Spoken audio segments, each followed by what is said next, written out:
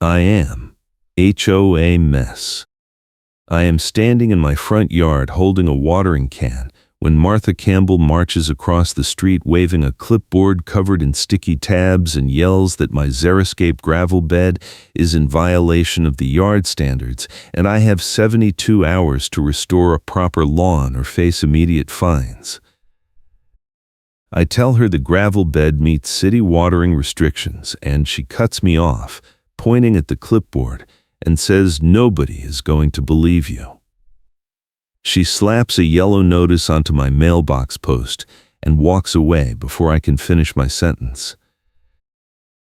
I moved to Austin, Texas 6 months ago because I wanted to stop renting and build equity.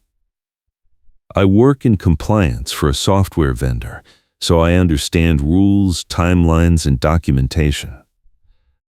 The neighborhood is a drought-prone suburban HOA, where lawns are treated like status symbols even though we are in Stage 2 water restrictions half the year. The HOA is called Stonegate Reserve Owners Association, and the board president is Martha Campbell, a woman in her 50s with perfectly blown-out hair and a hot pink blazer she wears to every meeting. She repeats the same line in every argument. Rules are rules. What is at stake for me is my peace of mind. I spent $4,000 on native plants and decomposed granite to cut my water bill and comply with the city drought ordinance, and now Martha is threatening daily fines because the gravel does not look like turf.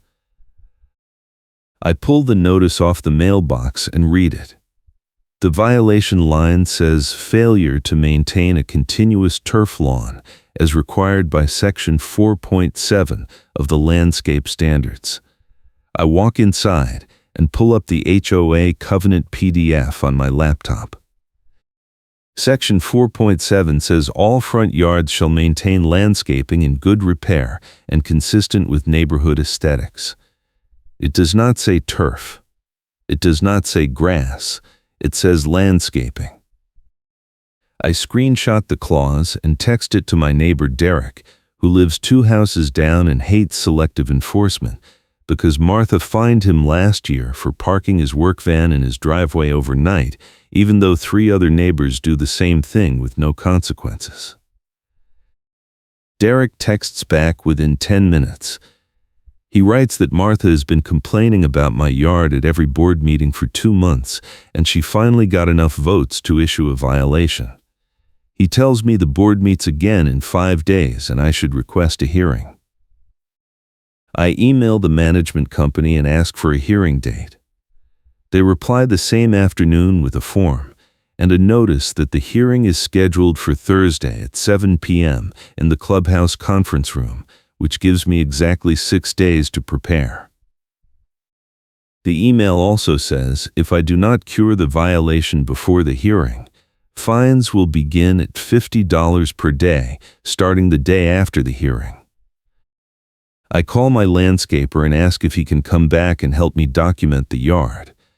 He says he can only come back once because he is booked solid through the end of the month, and after that he is moving to San Antonio.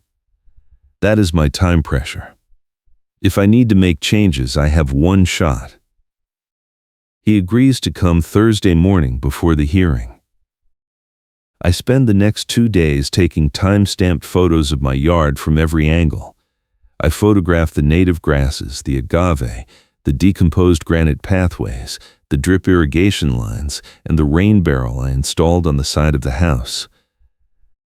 I also pull the city watering restriction notice from the municipal website and save it as a PDF. The notice clearly states that xeriscaping with gravel and native plants is encouraged, and that turf grass watering is limited to once per week with specific hour windows. I have my evidence, but I do not show it to anyone yet. I want to see what Martha does next. On Tuesday afternoon, Martha shows up again. This time she has 2 other board members with her. A man named Gerald in a polo shirt and a woman named Diane with a sun visor. They walk up my driveway while I am checking the mail and Martha holds up her clipboard and says they are conducting a follow-up inspection. I ask if they gave me notice, and Gerald says the violation notice itself constitutes authorization for follow-up inspections. I step aside and let them look. Martha kneels next to one of my native plants, a inland sea oats grass, and says it looks like a weed.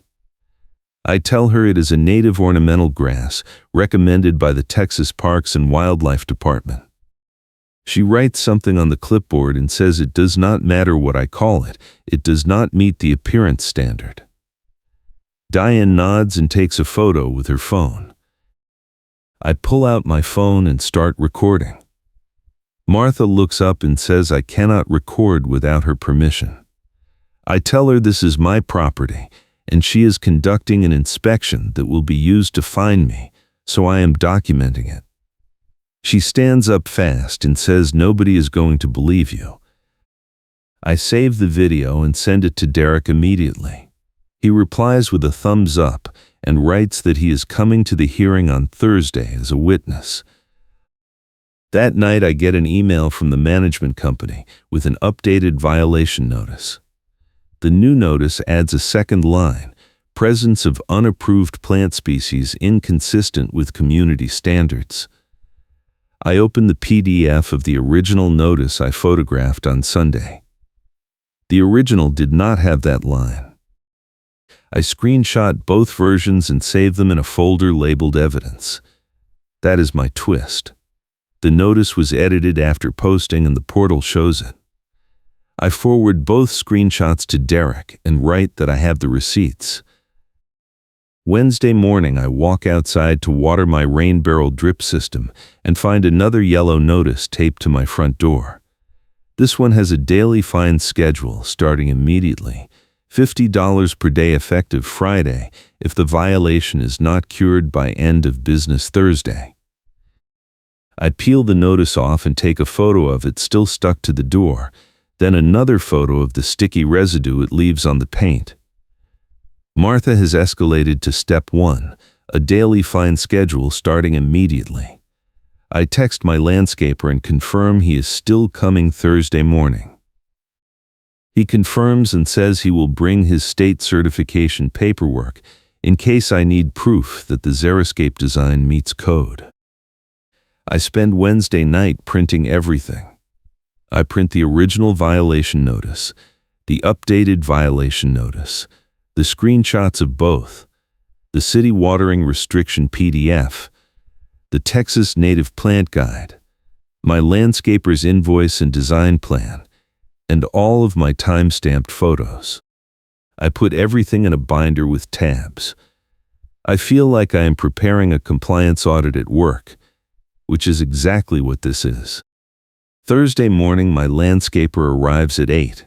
His name is Carlos, and he has been doing xeriscaping in Austin for 12 years. He walks the yard with me and takes notes.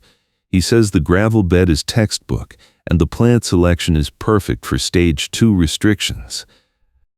He writes a one-page summary on his company letterhead and signs it. I add it to the binder.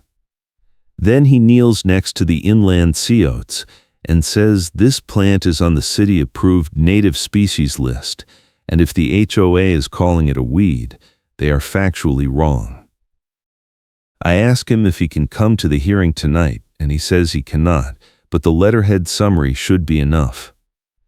He leaves at 10, and I have 9 hours until the showdown. At noon, I get another email from Martha.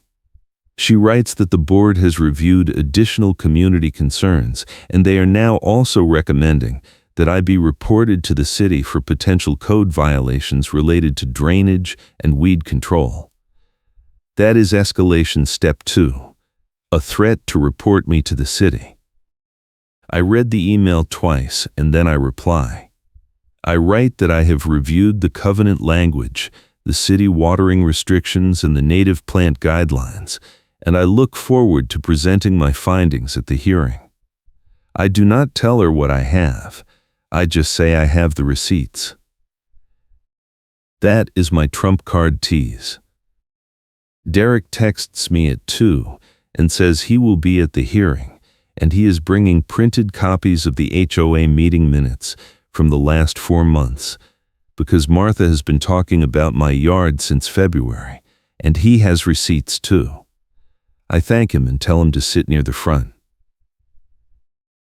At 6:30 I drive to the clubhouse. The parking lot is half full. I walk in with my binder and see Martha at the front of the conference room arranging papers on a folding table. She is wearing the hot pink blazer, and she has the clipboard covered in sticky tabs in front of her. Gerald and Diane are sitting to her right. There are about 15 homeowners in the audience chairs. Derek is in the second row. He nods at me. I sit in the front row on the left side. Martha calls the meeting to order at 7 exactly.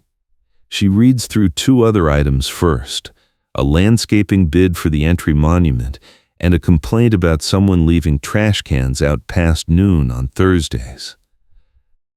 Then she says the next item is a violation hearing for the property at my address regarding failure to maintain yard standards. She asks me to come forward. I stand and walk to the center of the room.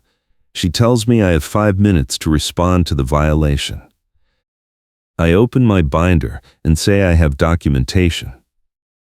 I start by reading section 4.7 of the landscape standards out loud. I point at the exact clause in the printed covenant. I say the clause requires landscaping in good repair and consistent with neighborhood aesthetics, but it does not define landscaping as turf grass. Martha interrupts and says the board interprets landscaping to mean a traditional lawn. I flip to the city watering restriction notice and say the city of Austin explicitly encourages xeriscaping and limits turf watering to once per week. I say my yard uses 90% less water than a turf lawn and complies with Stage 2 drought restrictions. Gerald says the city code does not override the HOA covenant. I agree, and then I say the covenant does not prohibit xeriscaping, so there is no conflict. Martha picks up her clipboard and says the board has the authority to enforce community standards, and my yard does not meet the aesthetic standard. I flip to the photos in my binder and pass them down the table. I say the photos show native plants, professional installation, and a design plan signed by a state-certified landscaper. Diane looks at the photos and says the gravel looks unfinished. I say decomposed granite is a standard xeriscaping material, and it is visible in dozens of commercial and residential landscapes across Austin. Derek raises his hand from the audience and says his neighbor 2 streets over has a full gravel front yard and has never received a violation. Martha tells him this is not his hearing. He sits back, but he is smiling.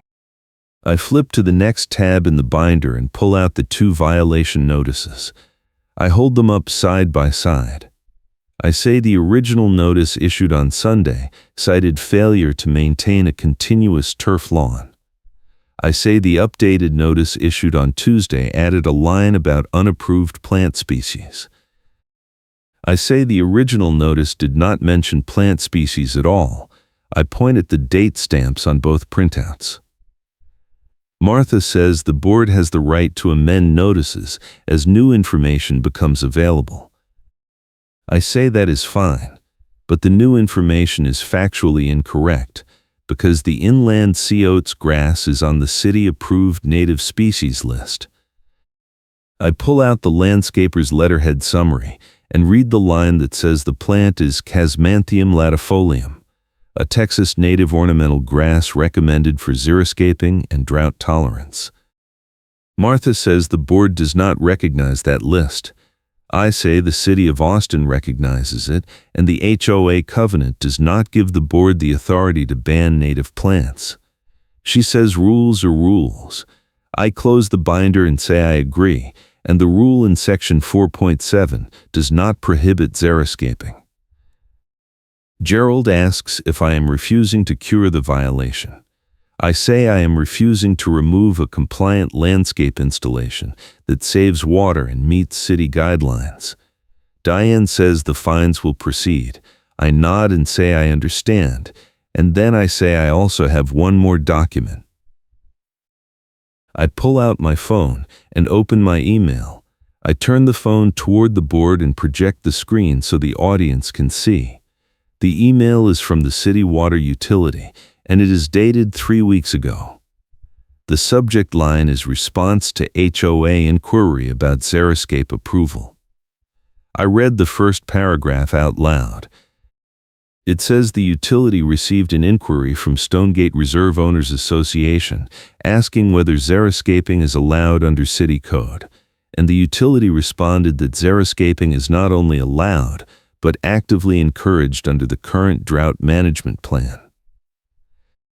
The email goes on to say that HOA covenants cannot prohibit water-saving landscaping methods if those methods comply with city watering restrictions. I point at the approval line and say this email was sent to the HOA management company and copied to Martha Campbell on March 18th. The room goes silent. Martha looks at Gerald. Gerald looks at Diane. Diane says she was not aware of that email. Martha says the email does not change the aesthetic standard. I say the email proves the board knew xeriscaping was city approved and chose to issue a violation anyway. Derek stands up in the audience and says that is selective enforcement. Another homeowner in the back raises her hand and asks if the board is allowed to ignore city watering guidelines. Martha bangs her hand on the table and says this hearing is over and the board will deliberate and issue a decision within 10 business days. I walk back to my seat. Derek leans over and whispers that the email is going to kill her. I tell him I saved it for last because I wanted the board to commit to their position first. He grins and says that is compliance strategy. The meeting continues for another 20 minutes with 2 other homeowner complaints, but nobody is paying attention. People keep looking at me and whispering. When Martha adjourns the meeting, 3 people come up and ask for copies of the city email. I forward it to all of them. Friday morning, I get a voicemail from the management company. The message says the board met in emergency session Thursday night after the hearing, and they have decided to pause enforcement of the violation, pending a legal review of the covenant language. The message also says that daily fines will not be assessed, and the violation notice is being withdrawn. I save the voicemail and text Derek. He replies with 3 fire emojis and writes that Martha is done. The following Tuesday, I get an email from the management company with an official letter. The letter says the board has completed its review and determined that the landscape standards in Section 4.7 do not prohibit xeriscaping or native plantings as long as the installation is professionally designed and maintained in good repair. The letter says my yard meets that standard and no further action will be taken. The letter is signed by Gerald, not Martha. I forward the letter to Carlos, the landscaper, and thank him for the documentation. He replies and says Martha tried the same thing with another client 2 years ago and lost that fight too.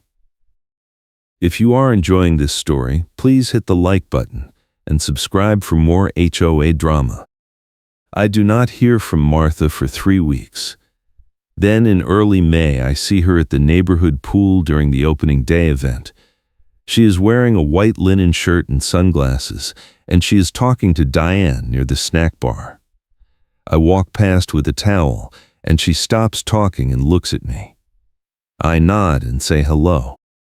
She does not respond. Diane looks uncomfortable. I keep walking. Derek is at a table near the deep end, and he waves me over. He tells me Martha resigned from the board last week. I ask why. He says 3 homeowners filed a complaint with the management company about selective enforcement, and the company told the board that Martha's decision-making was creating liability. He says the board asked her to step down, and she did. I ask who is president now. He says Gerald, and Gerald already sent an email saying the board is going to review all outstanding violations to make sure they are consistent with the actual covenant language. That afternoon, I am sitting on my back patio with a beer when my phone buzzes. It is an email from a homeowner I have never met. The subject line is, "Thank you." The email says she received a violation 2 months ago for replacing her front lawn with clover and wildflowers. And after she heard about my hearing, she submitted the same city watering email to the board, and they withdrew her violation too. She writes that Martha told her nobody is going to believe you when she tried to fight it, and now she is glad she did not give up. I reply and say I am glad it worked out. She writes back and says 3 other people on her street are planning to xeriscape this summer, and they are using my case as a reference. I finish my beer and look at my front yard. The inland sea oats are growing tall, and the agave has new pups.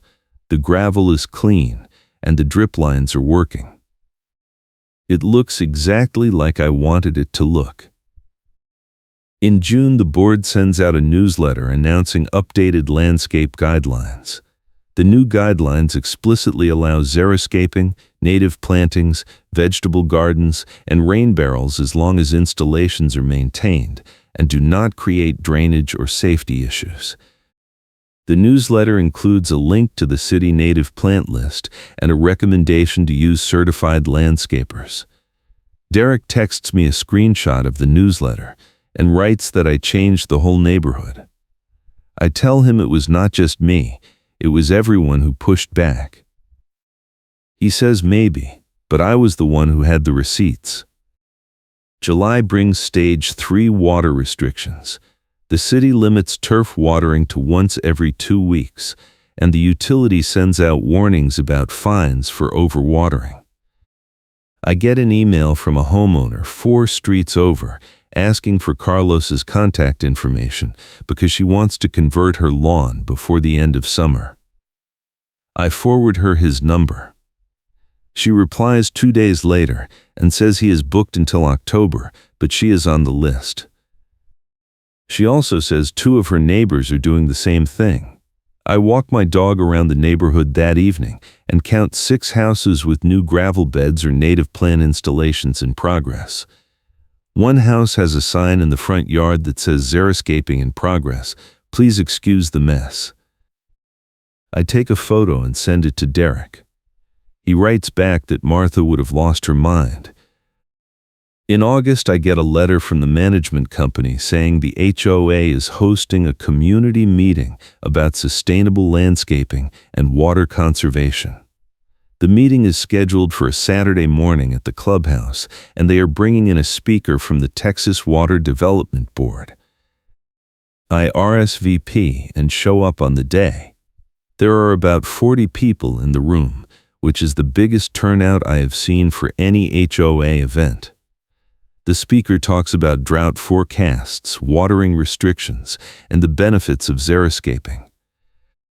She shows photos of residential xeriscape installations, and one of the photos looks almost exactly like my front yard.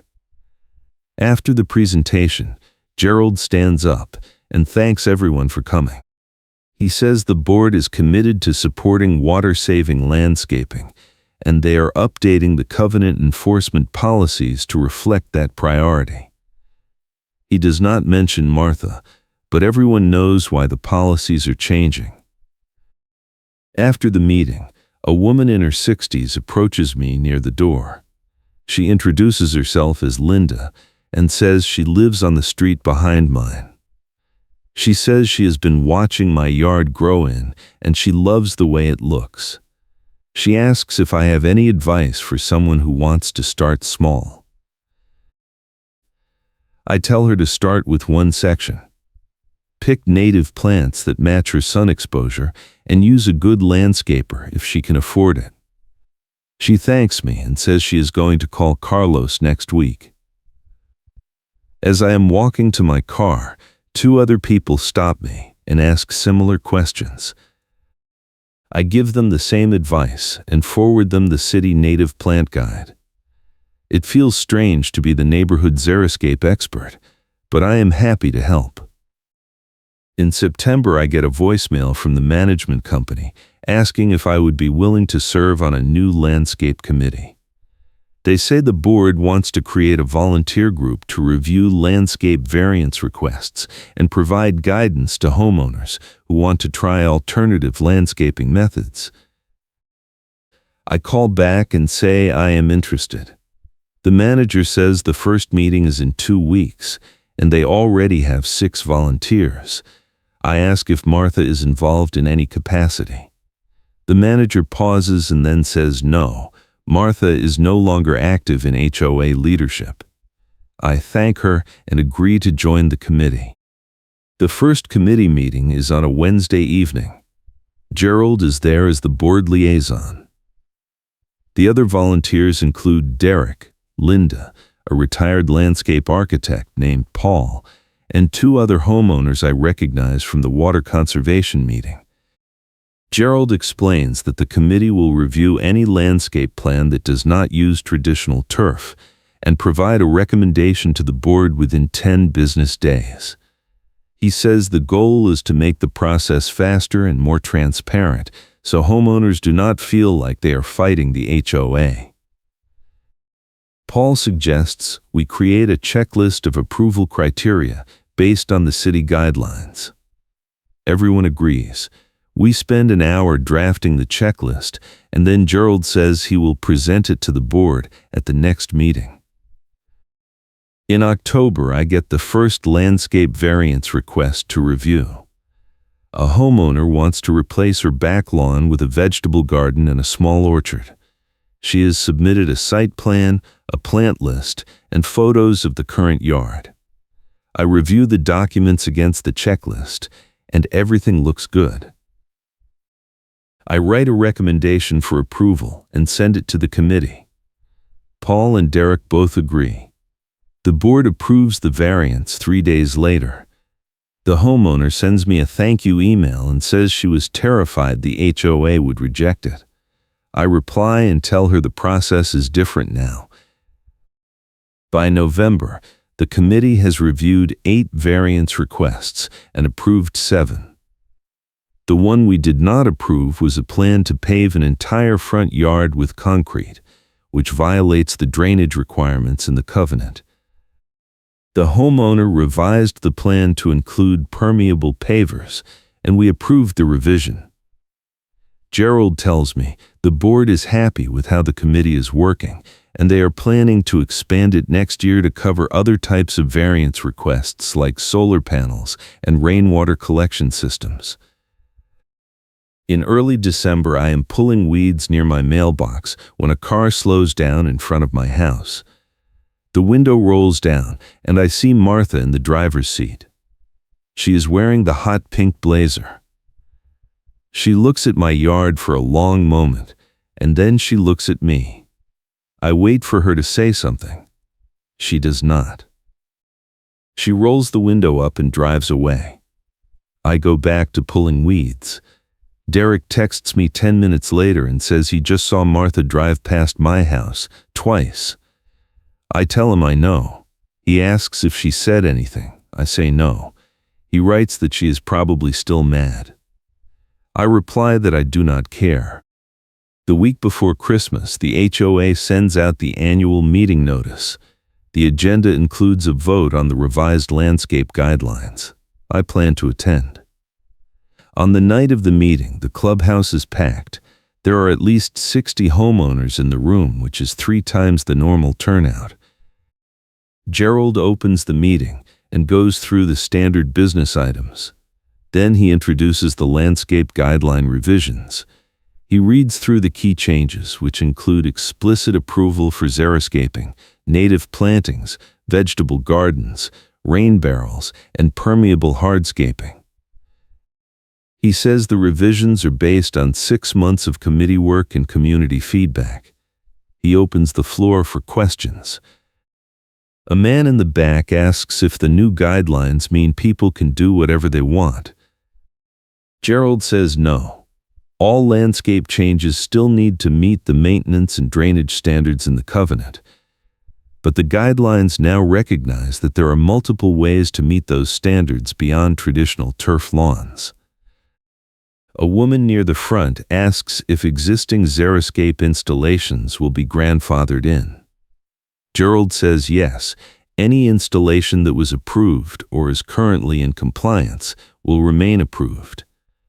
Paul raises his hand and adds that the committee has reviewed dozens of requests and the process is working well. The room is quiet for a moment, and then someone starts clapping. Within seconds, half the room is applauding. Gerald looks surprised, but he smiles. He calls for a vote. The revisions pass unanimously. After the meeting, I walk out to the parking lot with Derek and Linda. Linda says she submitted her xeriscape plan to the committee last week, and she is excited to start in the spring.